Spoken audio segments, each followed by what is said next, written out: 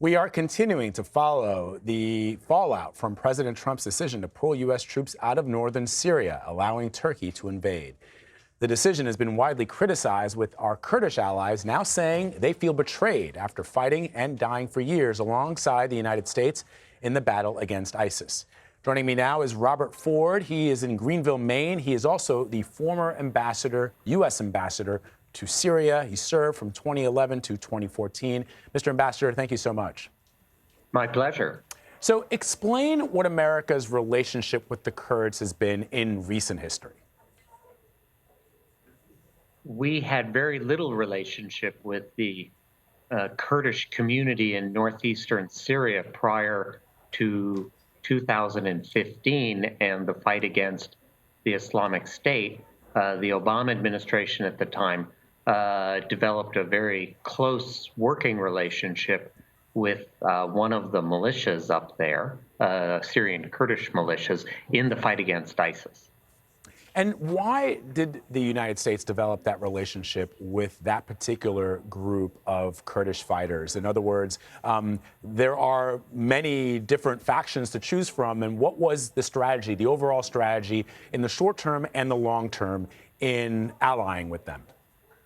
So you're right, there were many different factions. And the reason the Obama administration ended up working with this particular Syrian Kurdish militia is that it was very well organized. It had a very good command and control structure. They could implement military instructions, carry out military operations. No other Syrian faction could do that nearly as well. And so, regardless of the difficult politics with Turkey, the Obama administration prioritized the fight against ISIS and decided to work with this particular Syrian Kurdish militia. And that was my next question. What kind of diplomatic efforts were made, overtures to Turkey, once the Obama administration decided this was the group that they were going to go with? Because we can see sort of the ramifications of how Turkey's always felt about that. But I'm just curious, sort of the behind the scenes, wheeling and dealing that happened to at least allay the concerns that the Turks may have had at the time. Yeah. So first, I should say I was out of the Obama administration by this time. I left in 2014.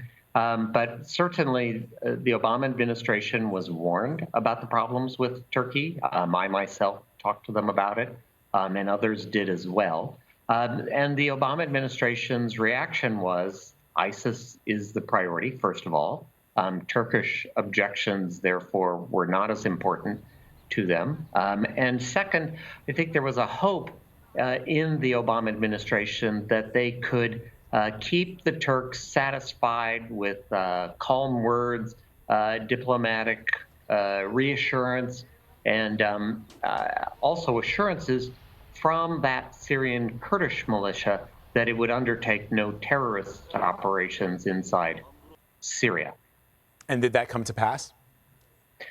The Turks to this day claim that some terrorist operations inside Turkey in the year 2016 did come out of Syrian Kurdish-controlled territory under an American military umbrella in 2016, as I said. I don't think the Americans ever took that claim so seriously, and I'm not aware that there was any detailed investigation by the Americans about that Turkish allegation.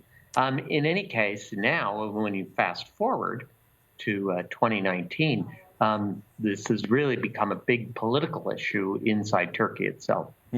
And one final question before we move on to the motivations of Turkey. As far as the help that these Kurdish fighters have provided to the United States in helping us defeat the caliphate in that part of Syria, and not only that, keeping some of those prisoners, some of those ISIS fighters in prisons, can we say with some degree of certainty that they have been instrumental in that fight, and we would not have been able to accomplish it without their help?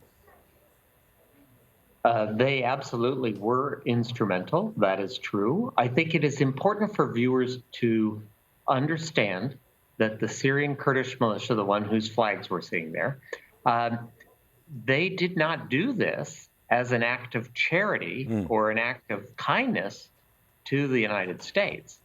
They had every reason to want to repel ISIS fighters as far away from their Syrian Kurdish communities as they could throw them. And the Americans were there to help them. So it was very much a marriage of convenience at the start. I'm talking about 2015 and 2016. The Turks, I should note, for viewers just to understand the history, the Turks proposed a different Syrian faction. And the American military did study that, but that faction did not have the same unified command and control structures. Their fighters were not as good. It would have taken longer to get them ready for a fight against ISIS. And the Obama administration wanted to move quickly. So this Syrian Kurdish militia, this particular militia, was an act of expediency, if you will, a short-term decision whose bill is now coming due.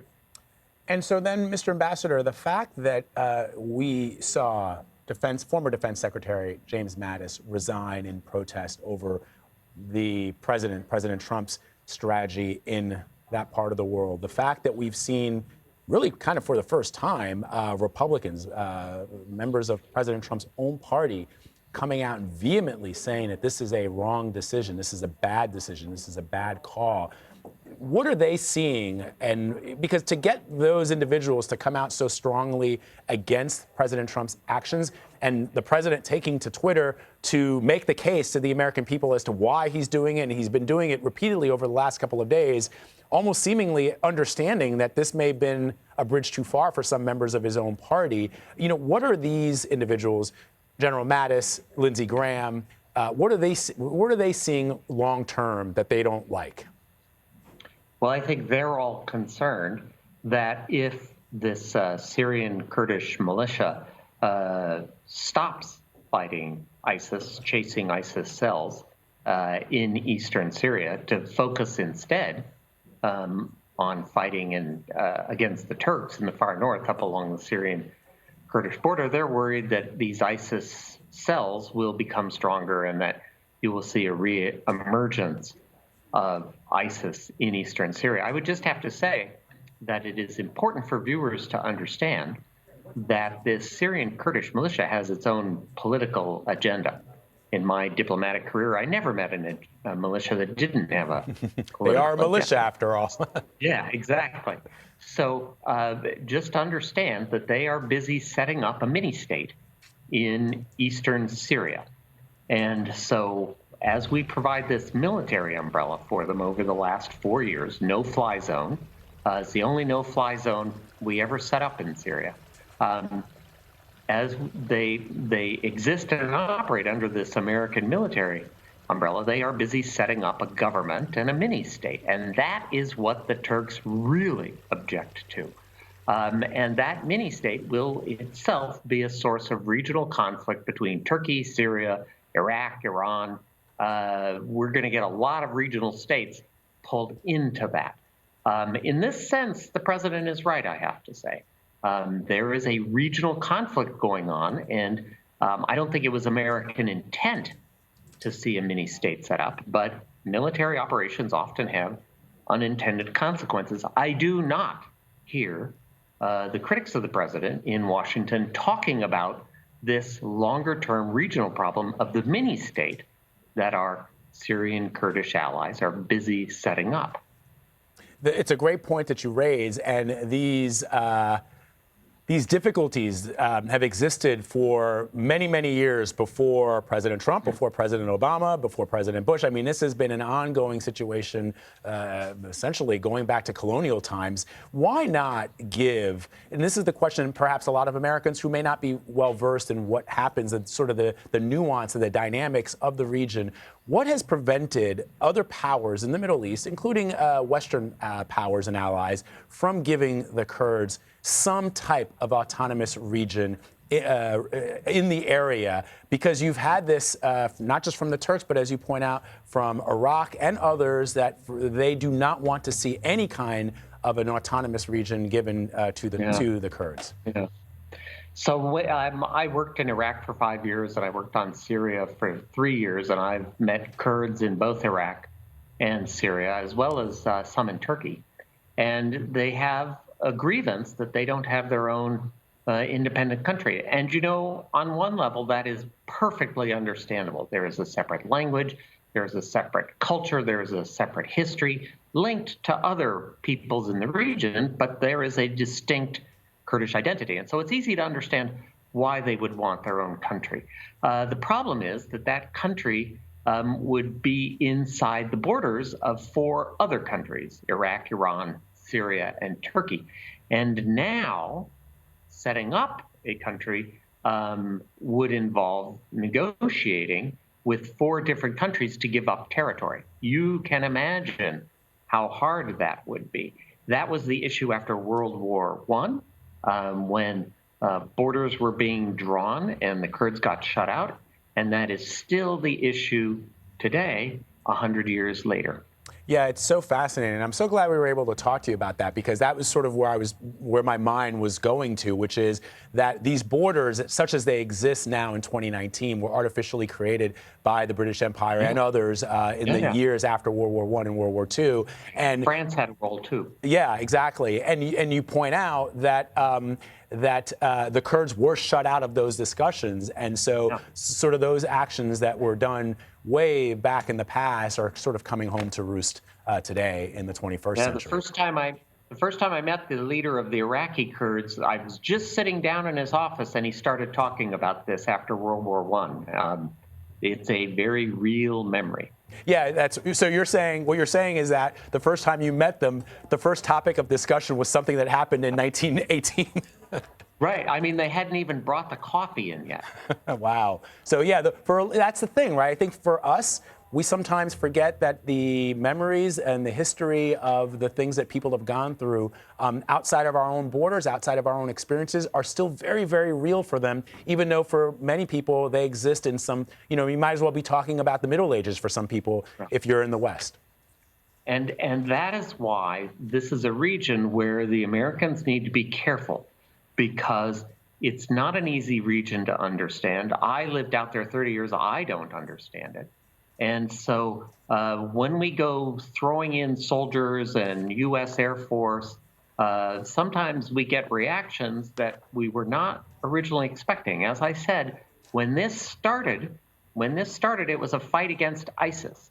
It has now morphed into not only a fight against ISIS, there is still that element, but there is an element of, should the Americans be peacekeepers? Should we have American military forces in a peacekeeping role between Turkey and the Syrian community?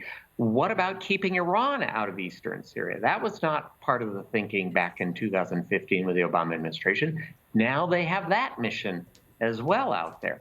And so we've seen mission creep, in part because the region itself is so complicated.